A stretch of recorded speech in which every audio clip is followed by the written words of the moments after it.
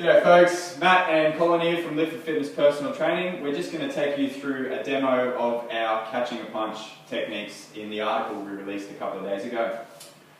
First thing to talk about is distance from our partner. We want to make sure that we're far enough away to allow them full extension of the arm, but not so far that when they punch, we're getting a lockout of the arm itself. Okay, we want to protect that joint and make sure there is a bend in it at all times. So if I put this glove on, you'll notice Colin's mirroring my stance. So boxer always sets up their stance. If they're a natural foot boxer as I am, left foot's forward, you as the pad holder will have to do the exact same thing.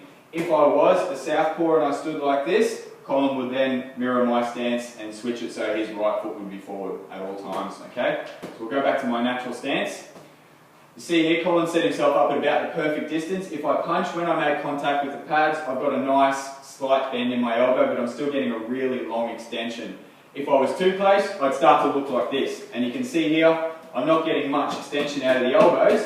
And as we spoke about the other day, I'm not getting much chance to turn my hips either. So I'm not going to be generating as much power. They're going to be arm punches and our shoulders are going to fatigue really quickly. So we want to make sure we're set up that nice distance away to allow for full extension with just a slight bend in the elbow. Second thing, pad height. When we're doing straight punches, really simple, we match the top of the pads to our boxer's eye height. You can see Colin's got him set perfectly at my eye height. His elbows are tucked in to protect that shoulder, those shoulder blades, okay? The elbows are going to act as springs to take the tension, okay? And we're going to roll through nice and easy. And you can see I'm punching out to my eye height, keeping those arms nice and high, hands coming back to the chin, again, as we spoke about in our demo the other day. If we're going to roll to uppercuts, all we do, we keep those elbows tucked in and we go from pads at eye height and we simply drop our arms down to about a 45-degree angle. That'll allow our boxer to turn their hand over and come up into the pad each time. Alright, and our last position we use really commonly in our boxing class will be our high punches. From there we start at our normal height, so pads, top of the pads in line with eyes, and we simply lift the pads up until the bottom of the pads are at eye height. From there our boxer will have to extend the arms upwards to get those high punches going. Okay? Recapping very, very quickly, we've got straight punches, top of the pad at eye height, uppercuts, we drop down 45 degrees from the elbow, and then high punches, bottom of the pad at eye height.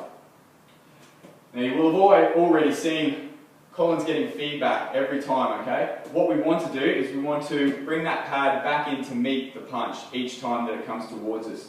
So every time I rotate through, you can see those pads are falling down into my punches. Now in the article I stated, it's basically like Newton's third law, for every action there's an equal and opposite reaction. Okay? The harder I punch, the harder that feedback from the pads will be. The lighter I punch, the lighter that feedback from the pads. We always want to make sure it's nice and even. What we don't want is our partner boxing nice and light and us barreling down on their hands each time. We want it to be nice and even pressure. So if we're rolling through in our straight punches, coming in nice and slow, you can see I'm probably going about 2/3 of the distance with my punches. Colin's allowing me to go 2/3, and he's meeting me in about 1/3 with the pads every time. Now this applies to straight punches. If we roll to uppercuts in 3, 2, and uppers, and same thing again. I'm going 2/3, he's padding back with the punches 1/3 every time. If we roll to high punches, straight up, same deal again, okay? Rolling through, nice and easy. He comes to me, each punch, as I punch harder, he'll pad back harder again. And you can see every time those elbows stay tucked in, pulling that. At no time do his elbows flare right out to the sides. As soon as that happens, we start taking all that pressure through our shoulders. Practice at home, guys. Most important thing is that timing and set up that distance from your partner. Hope to see you at one of our boxing classes soon. Thanks. See you soon.